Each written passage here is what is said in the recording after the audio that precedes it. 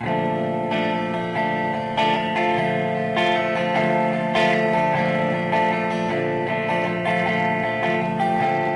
everyone, I'm Ashley and this is a beginner's guide to reading tarot cards. I don't know how they work, but my theory is that it's a way to let your subconscious get in touch with you consciously.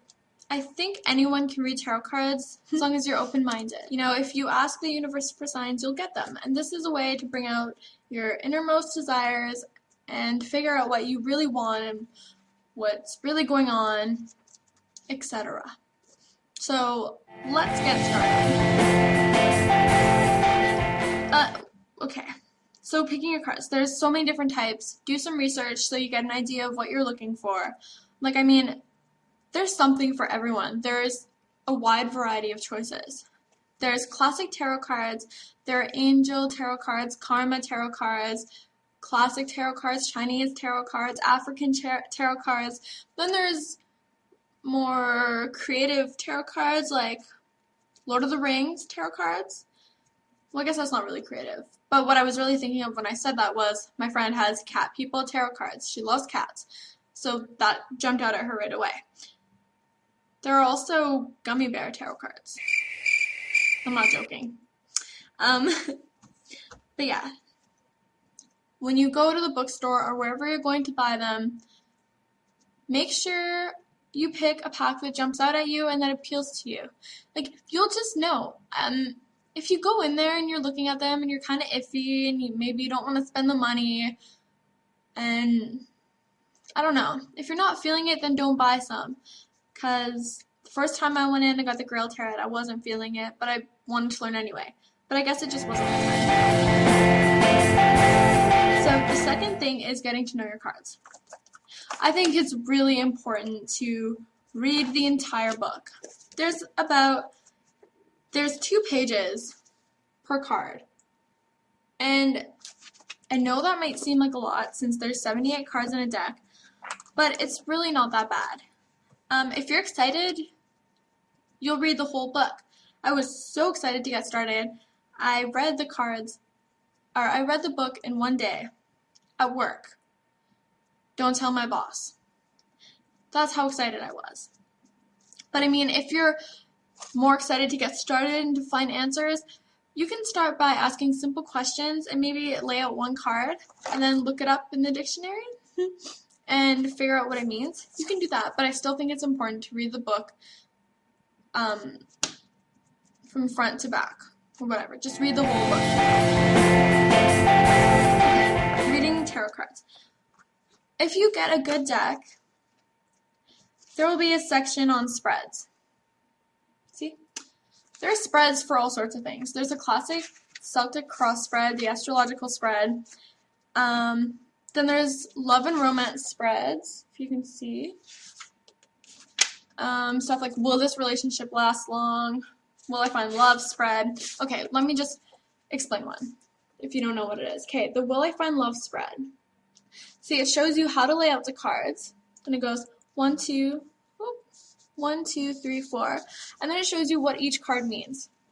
So, it says number 1 down here. What do I need to know about finding love at present? And then number 2, this card will answer the question, in what way am I ready or not ready for love? Etc. There's romance spreads, there's money and career spreads, and there's just a huge variety. And if your book doesn't come with that, you can look them up on the internet and you'll find a bunch. You should start by doing maybe 3 cards.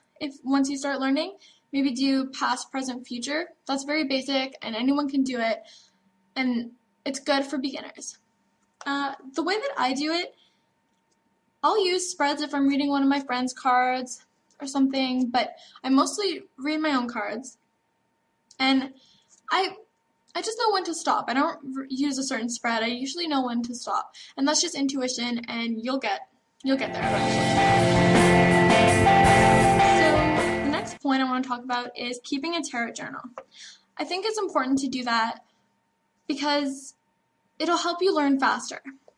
Let me give you an example. Say you lay out a 3-card spread asking whether you're going to get a certain job you apply for or not. lay out your cards, and then look up the meanings and figure out what they're trying to say to you. And then write it down in your book. Write down the question you asked, the 3 cards you got, and what you think the story is. And like why. I know it sounds like homework, but it's worth it. And then say in a week or so, if you find out whether you got the job or not, go back and look. Like, were the cards right? Like, did you interpret them the right way?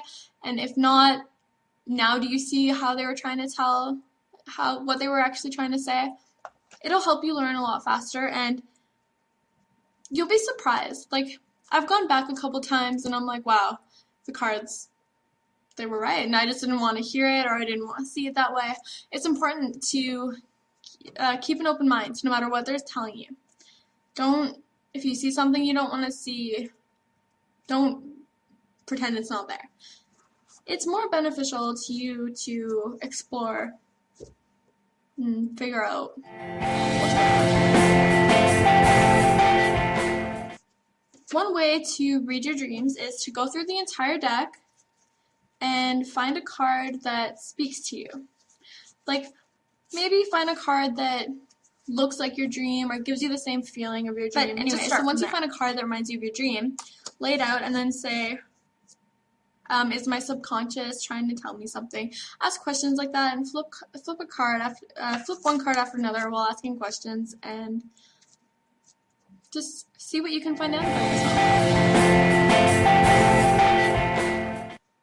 If there are any questions about this, feel free to ask. If you have any stories you want to share with me, I love hearing them. I love talking about stuff like this, and I'm really going to make this blog about talking about tarot cards and like experiences I've had, like strange things that have happened to me, and like lucid dreaming. I want to make a video about how to lucid dream, but it's hard to do it in one video.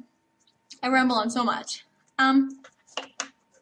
Yeah, so thank you for stopping by my page, and feel free to send me a message or leave me a comment. I know I'll reply. I'm brand new to YouTube. I'm not flooded with comments or anything, so I will reply. And good luck reading tarot cards.